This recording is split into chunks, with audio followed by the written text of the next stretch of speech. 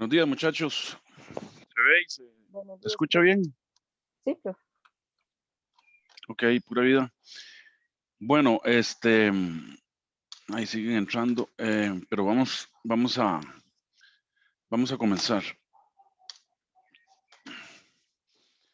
Ok, vieron, todo lo que vimos ayer, ¿verdad? Es para poder manejar las ondas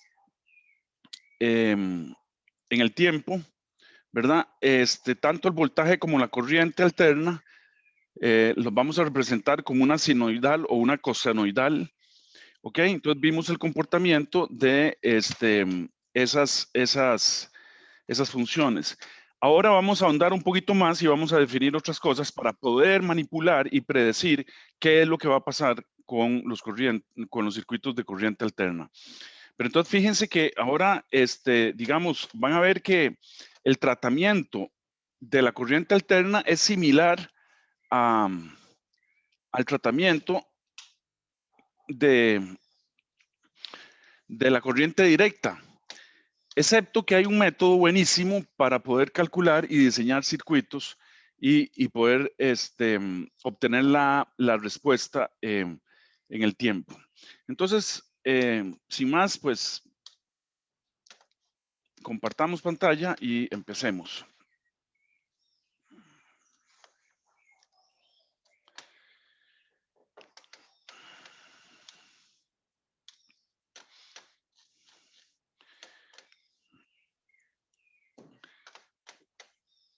Ok, entonces pongamos capítulo 6.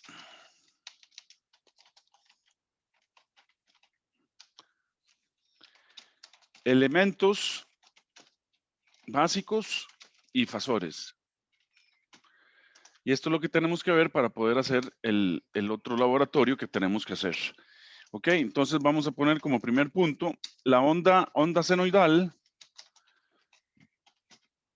y su derivada.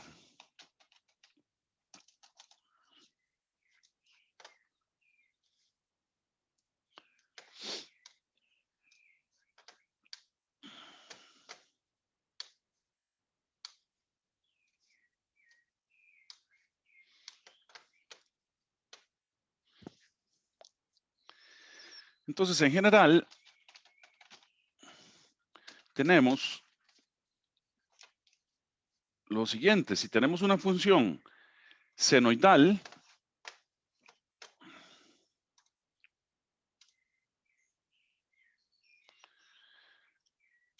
¿verdad? Entonces, si tenemos en general una función en el tiempo que la vamos a describir como A seno de omega t, ¿verdad?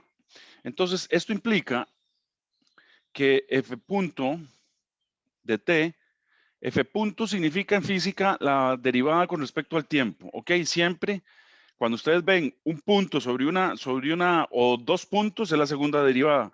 Entonces, para que sepan, ¿verdad? F punto de t que es igual a la derivada de f que es función de t con respecto al tiempo, ¿verdad? Es igual a omega cos de omega t, ¿verdad? Esa es la derivada de estas ecuaciones, las vamos a llamar 6.1 para no perdernos con mis apuntes. Ok, entonces, ¿qué tenemos que aprender de esta derivada? Es simple lo que tenemos que aprender, ¿verdad? F punto de t igual a omega coseno de omega t. Esto tiene dos partes, ¿verdad? Tiene una parte que determina la amplitud de la derivada y una parte que es temporal, que va variando con respecto al tiempo, ¿verdad? Entonces, esto es temporal. Varía entre -1 y 1 y +1, vamos a ponerle para hacer énfasis, ¿verdad? Entonces, quiere decir que tenemos la derivada de la onda senoidal es una cosenoidal. Pero acuérdense que el coseno está desfasado con el seno en 90 grados. Entonces podemos decir que la derivada del seno es el mismo seno, ¿verdad? Pero tiene un factor que la hace cambiar, que es este. Este señor determina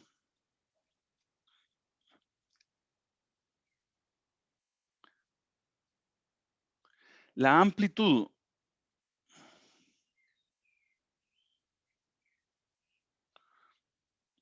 de la derivada.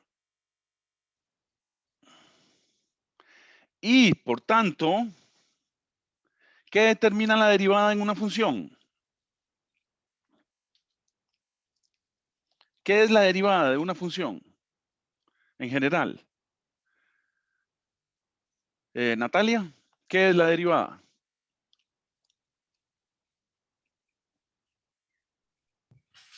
Profe, la derivada es, digamos, cuando podemos obtener el valor, digamos, como más puro en realidad. Es No, lo Natalia, contrario de la integral. no. Vamos a ver, vamos a hacerlo con una función bien simple. Supóngase que usted tiene y igual mx más b. Esta es la ecuación de una línea recta, ¿verdad? Entonces, aquí nosotros lo que tenemos es, digamos, cualquier recta ahí que ustedes quieran, ¿verdad? Va a depender de B. Suponga que B, digamos, es 1, ¿verdad? Entonces,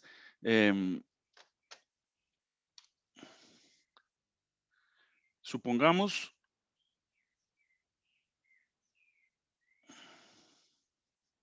B es igual a 1, ¿verdad? Entonces, ¿qué quiere decir eso? Que en X igual 0, ¿verdad? Y es igual a 1. Entonces, lo que tenemos es una línea recta que pasa por 1, ¿verdad? Esto es lo que tenemos. ¿Y qué es M? Víctor, ¿qué es M? Es la pendiente de la recta. Correcto, ¿verdad? Entonces, la derivada de Y con respecto a X, ¿cuánto da, Leonardo?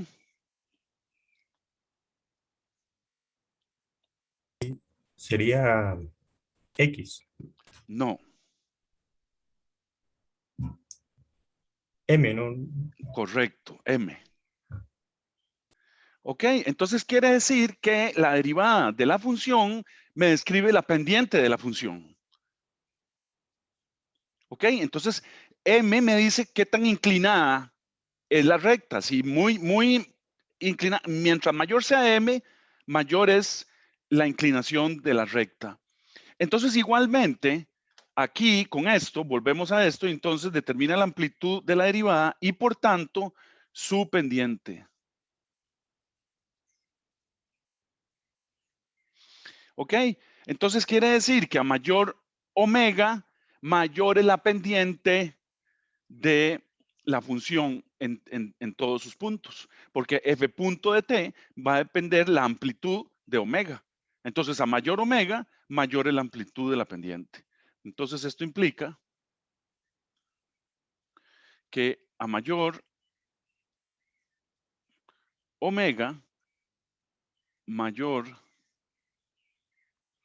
es la pendiente.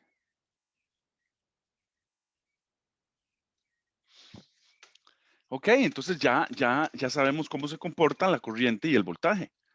Ok. Entonces, en general, también vamos a decir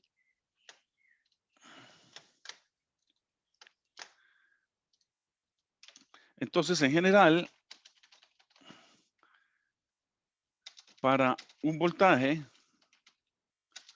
senoidal, tendremos, ¿verdad? Si estamos hablando de voltaje ahora, entonces vamos a tener que la función, en esta función la variable independiente es X, ¿verdad? es X en esta función, porque así la definimos. Pero en la función f de t igual a una amplitud seno de omega t, la variable independiente, ¿cuál es, Helen? Disculpe, profe, me repite la pregunta. Es que aquí está mi sobrino, entonces estaba un poco dispersa porque estaba llorando. Ya. Sí, ok. En esta función, la variable independiente es X, dijimos. Y la variable dependiente es Y, ¿verdad? Porque Y depende del valor de X. En esta función, ¿cuál es la variable independiente?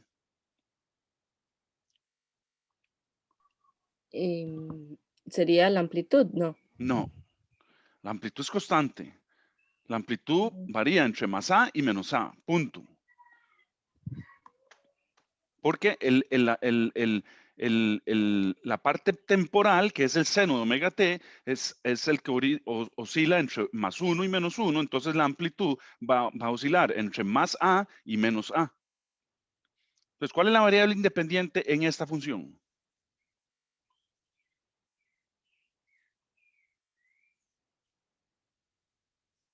Víctor. Exactamente, es T.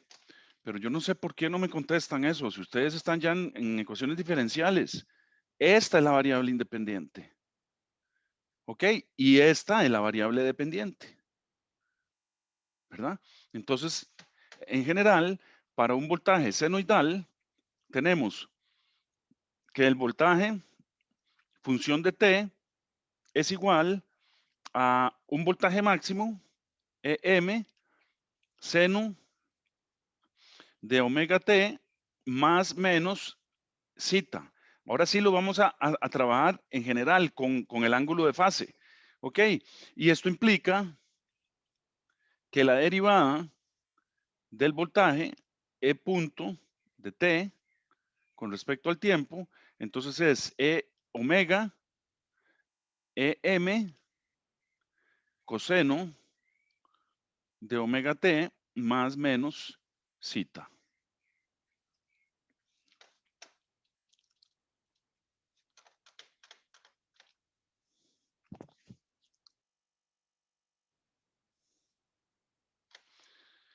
Ok. ¿Alguna pregunta hasta el momento?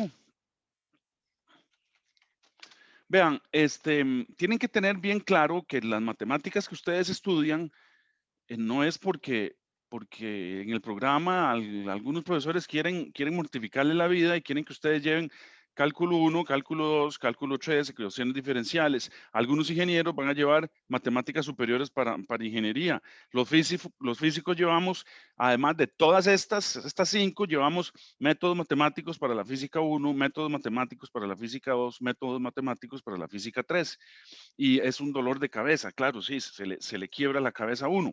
Pero las herramientas matemáticas tienen ustedes que hacer un esfuerzo por entender qué es lo que les da cada herramienta matemática. O sea, yo no es que quiero aprenderme de memoria que Y es igual a mx más b y que la derivada de x con respecto que la derivada de y con respecto a x es m.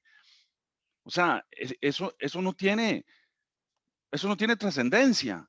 Lo que yo tengo que entender es que y igual a mx más b es la ecuación general de cualquier línea recta y que la derivada de y con respecto a x me da la pendiente, o sea, la inclinación, la variación, cómo varía el valor de y con respecto a x. Eso es lo que me da la derivada. Y las derivadas se usan mucho en física, porque nosotros en física queremos saber cuánto o cómo varía una variable con respecto a otra. Entonces, por eso es que aprendemos a hacer derivadas parciales, por ejemplo, porque quiero ver cómo varía una variable, la presión en el eje horizontal. Entonces hago la derivada de la presión con respecto a X, ¿verdad? O quiero ver cómo varía la energía interna con respecto a la temperatura, ¿verdad? Entonces hago la derivación de la energía interna con respecto a la temperatura y veo cómo varía. Entonces, eso me da a mí la información de cómo tengo que tratar esa variable. Por eso es importante entender la matemática. La matemática es una herramienta, Es una herramienta que, a ver, vamos a ver. Vamos a poner una nota aquí. Vamos a poner el título primero. Respuesta de los elementos pasivos a un voltaje senoidal. ¿Verdad? Eso es lo que vamos a ver ahora. Pero antes de verlo, vamos a correrlo aquí para aquí abajito para hacer una nota, ¿verdad? Nota.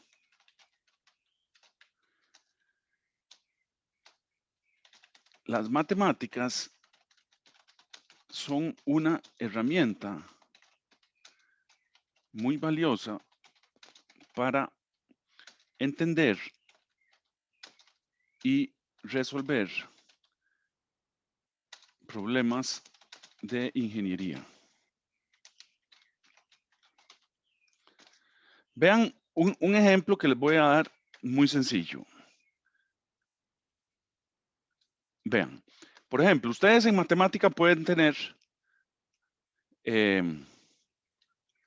usted puede escribir, por ejemplo, usted puede escribir Z es igual a X por Y, ¿verdad? ¿Eso qué es? ¿Qué me define esa ecuación?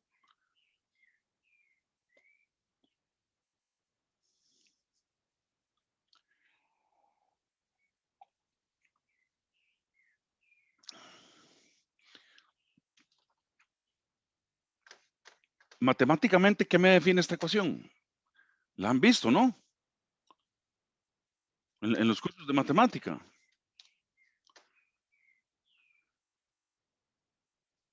Leonardo, ¿usted ha visto esta ecuación? Sí, profe. ¿Y qué define esa ecuación? Eso es un plano. ¿Y por qué no me lo dice? Sí, pensé que alguien más iba a decir. Ya. Ok, esto es un plano matemáticamente. Para cada X que yo tengo, voy variando Y y voy obteniendo Z. Entonces voy definiendo planos. Para otra X va a ser otro plano y así. O si quiere, fija la Y entonces va variando la X. ¿Verdad? Pero esto me define un plano. Ahora veamos a ver cómo la física hace que esto cambie de significado. Ahora pongamos F igual a M por A. Vean. Es la misma forma. Z igual a X por Y. ¿Verdad? La variable Z es igual a X por Y. Pero ahora pongámosle forma. Pongámosle nombres. Entonces vamos a decir que F es la fuerza, M es la masa y A es la aceleración. Cambió la cosa, ¿verdad? Y ahora no es un plano abstracto como en matemáticas, sino que ahora me está dando información de cómo varía la fuerza de acuerdo a la aceleración que yo le imparta a un objeto de masa constante m. ¿Verdad? Entonces, si no estamos cercanos a la velocidad de la luz, m es constante.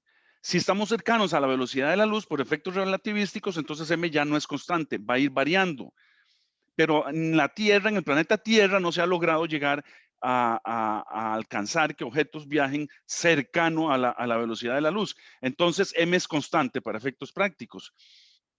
Y entonces yo puedo manipular esto. Y entonces yo digo, bueno, y yo quiero entender qué es la aceleración. ¿Verdad? Porque yo entiendo que es la fuerza, porque la fuerza, yo los empujo a ustedes, ¿verdad? Eso es una práctica que yo hago en la clase, ¿verdad? Los empujo, entonces ustedes sienten una fuerza y a la vez sienten una aceleración. Aquí virtualmente no se puede hacer ese experimento, ¿ok? Pero entonces, Helen, ¿usted tiene a su sobrinito ahí o a su hermanito? No sé qué fue lo que me dijo. No, profe, está bien. Es que lo están bañando. No, bueno, pero usted lo tiene. Lo que quiero decir es que usted, si lo empujan, usted le hace una fuerza y lo puede botar, ¿verdad? Lo puede hacer que se caiga porque sintió una fuerza. O el chiquito también puede venir y golpear contra usted y entonces usted siente una fuerza. Bueno, pero ¿y qué es la aceleración? Bueno, de ahí, entonces despejemos de aquí para entender qué es la aceleración. Entonces, A es igual a F entre M. Ya sé qué es la fuerza entonces. Es la fuerza que tengo que hacer. Perdón, ya sé que está. Es la fuerza que tengo que hacer por cada kilogramo de masa que tenga. Ven, pero es algo tan fácil como F igual a M por A. Y simplemente uso la herramienta matemática para manipular mis variables y entenderlas. Eso es todo. Pero por eso es que la matemática es importantísima.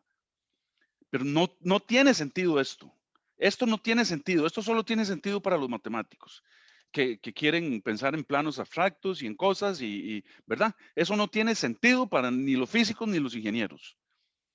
Entonces eso se lo dejamos a los matemáticos, está bien. Y ellos hacen mucha matemática y muy buena matemática y son loquísimos, ¿verdad? Porque hacen topología y van desarrollando, inventando otros métodos matemáticos. Perfecto. Pero para nosotros que trabajamos con el mundo real y que queremos interpretar el mundo real y poder predecir el comportamiento del mundo real, esto tiene que tener significado. Esto para nosotros no tiene ningún significado.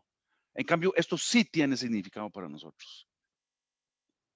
¿Ven? Entonces, la matemática cobra significado cuando nosotros le damos contenido físico. Si usted no le da contenido físico a la matemática, de ahí, esto entonces es una sinoidal y punto. Y la graficamos y entonces esto no tendría sentido. Pero ¿por qué ahora sí tiene sentido? Porque le ponemos unidades y porque podemos medir con un amperímetro y con un osciloscopio la electricidad que yo produzco. Entonces esto tiene unidades de voltios,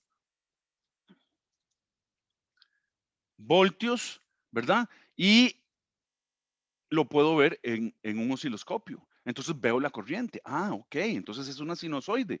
Perfecto. Entonces ahora sí tengo que manipular las sinusoides que me enseñan en matemática para poder interpretar el voltaje. Entonces ahora sí, esto tiene sentido y esto también tiene sentido. ¿Verdad? Pero esto en general no tiene ningún sentido para nosotros. No representa nada. Eso representa una función seno que la graficamos y es como una olita. Y listo. Eso es todo matemáticamente. ¿Verdad? Es una abstracción, es una digamos, representación de una onda en el tiempo. Pero esa representación de la onda en el tiempo se la damos en ingeniería y en física. ¿Verdad? Si yo quiero describir el comportamiento de una onda en una cuerda, entonces uso sinusoides. Porque entonces quiero describir cómo se comporta la cuerda. Y la amplitud entonces ya tiene unidades de metros o de centímetros. Entonces tiene sentido. Pero si usted no le da contenido físico a las matemáticas, de ahí es simplemente un arte, una herramienta que yo aprendo a manipular. Entonces, tienen que tratar ustedes de darles ese contenido físico a las matemáticas para que ustedes, estas ecuaciones que estamos escribiendo, les diga algo a ustedes. ¿Ok? Bueno, sigamos. Entonces, vean, estamos en el segundo punto, ¿verdad? Es que a veces los cursos de matemática no nos... A ver, por ejemplo, yo tuve un alumno en la sede del Pacífico, ¿verdad? Y él me lo dijo. Y entonces, voy a desactivar esto porque ya está lento. Ok, entonces, muy buena gente y me dice, profe, ¿puedo llevar física con usted? Sí, claro, y llevó física 1 y física 2 conmigo. Ok, y le dije yo, y ahí hablamos y entonces empezamos a conocernos y resulta que él era profesor en la sede del Pacífico. Y le digo yo, pero Dave, Fabricio, ¿para qué quieres llevar esto? Mira, maestro, él me dice maestro, mira maestro, es que quiero ver cómo aplico las matemáticas, porque es que yo doy cálculo 3, cálculo 2, ecuaciones diferenciales, pero de ahí no tengo aplicaciones prácticas de las matemáticas. Un matemático llevando física conmigo, física 1 y física 2, un matemático graduado, que da hasta ecuaciones diferenciales. Ven, pero él reconoció que tenía que él quería darle contenido, significado a esas matemáticas que él enseñaba. Entonces tuvo que llevar, y física 3 no sé con quién la está llevando ahora, porque me dijo que sí la quería llevar, ¿verdad? Pero entonces, incluso yo en la clase yo molestaba con él porque los físicos tenemos ciertos trucos y manipulamos la matemática saliéndonos de las reglas y de las cosas estrictas de ellos, ¿verdad? Porque ellos dicen, sea X una variable que pertenece al grupo, al rango tal y tal, abierto por un lado y cerrado por el otro, que pertenece al grupo o al espacio tridimensional euclidio tal y tal y tal. Y entonces, para esta variable existe un delta tal que cuando delta menos epsilon 0 tiende a 0, entonces, ¿verdad? Y son unas definiciones y unas cosas, ¿verdad? Es un lenguaje de ellos, ¿verdad? Súper estricto. Pero nosotros no lo usamos, pero nosotros sabemos que está bien. Y entonces él en una clase, yo le hice una derivada sin tomar límites y nada, y yo hice el comentario, bueno, y tal vez aquí tenemos un matemático que no nos acepte este método, pero es válido y está correcto. Y entonces me dice, sí, profe, está correcto, eso es, ¿verdad? Pero bueno. Ok, después de esta introducción y de esta explicación, vamos a ver. Entonces, en los circuitos existen dos tipos de elementos activos y elementos pasivos. ¿Ok? Elementos activos son los elementos que producen corriente o voltaje, ¿verdad? Entonces vamos a poner en los circuitos,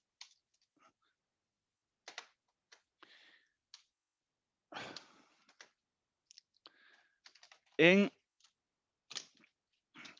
los circuitos y redes existen elementos activos y elementos pasivos. Los elementos activos son los que causan algo en los circuitos. Y los elementos pasivos son los que presentan una respuesta a esa causa. O sea, vamos a tener elementos activos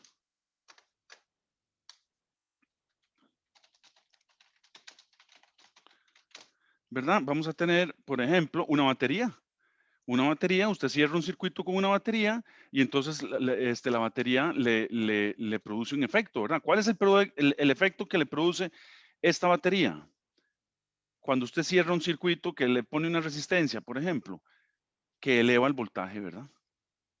Entonces la batería, con respecto a una referencia que ya le hemos visto hasta la saciedad, que es la Tierra, entonces esta batería lo que me va a hacer es que me va a elevar, por ejemplo, una batería de carro de 12 voltios, me va a pasar de menos a más y va a ser una fuente de voltaje que me va a elevar 12 voltios esto. Cuando yo cierro, digamos que aquí hay un interruptor, ¿verdad? Y lo cierro. Y este elemento no hace nada. O sea, una resistencia sola, usted conecta una resistencia y cierra el circuito y no pasa nada. No pasa nada, no hay voltaje, no hay corriente, no hay nada, porque este es un elemento pasivo, ¿ok? Esta es la resistencia y este es un elemento pasivo, ¿ok? Este es pasivo. Pero sí tiene una respuesta a un elemento activo. Ese es el punto que estamos viendo. Entonces, los elementos activos son, por ejemplo, un generador. Entonces, el símbolo del generador es una bolita y una onda en el tiempo. ¿Ven? Entonces, ese es un generador de corriente. Entonces, este señor me produce una corriente. Entonces, estos son los elementos activos, ¿verdad? Esta corriente la podemos llamar IS, ¿verdad? Pero se genera la corriente y se da cuando se cierra el circuito, ¿ok? Entonces, ustedes, cuando cierran el circuito, entonces, y tienen una carga, entonces tienen una respuesta de la resistencia, ¿ok? Y pueden tener, entonces tenemos generadores de voltaje y generadores de corriente, ¿verdad? Y los elementos pasivos son los que presentan una respuesta a la causa.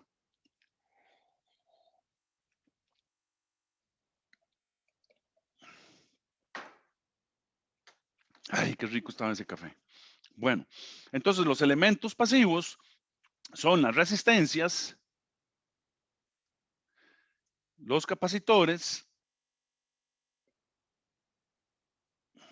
y las bobinas.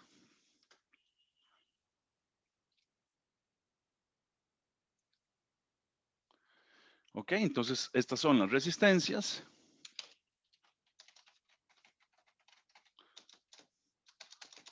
Capacitores y bobinas. Ok, vamos a ver bobinas para que aprendamos.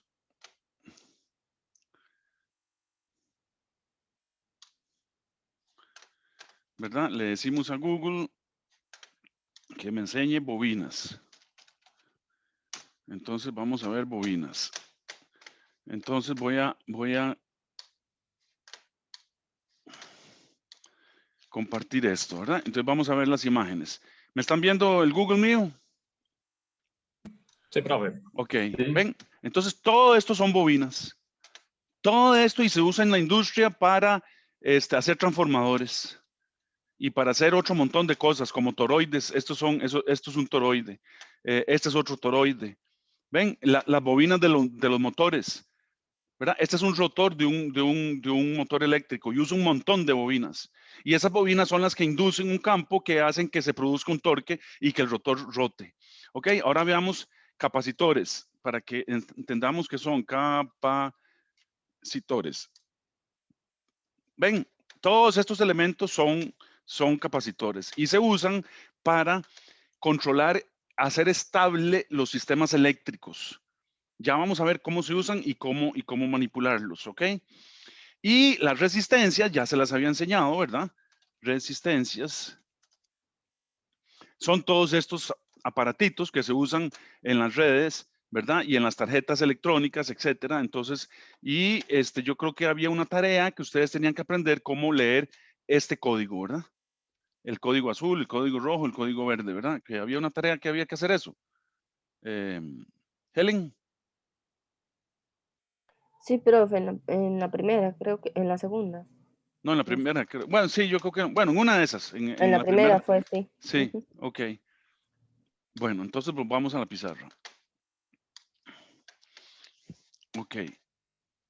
¿Estamos en la pizarra? Sí, profe. Ok. Entonces decimos para elementos que se comportan como resistencias,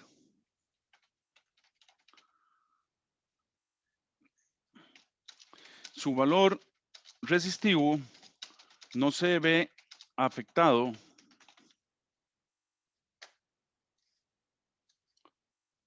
por la frecuencia de línea dentro de un rango de cientos de kilohercios. Así que para efectos prácticos,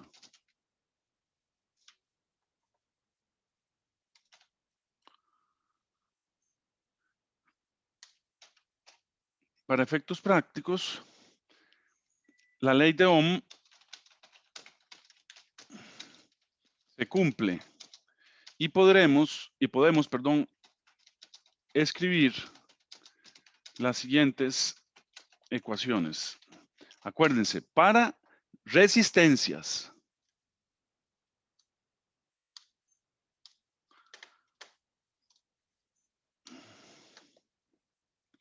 entonces para las resistencias tenemos que I, la ley de Ohm es igual a V entre R, ¿verdad?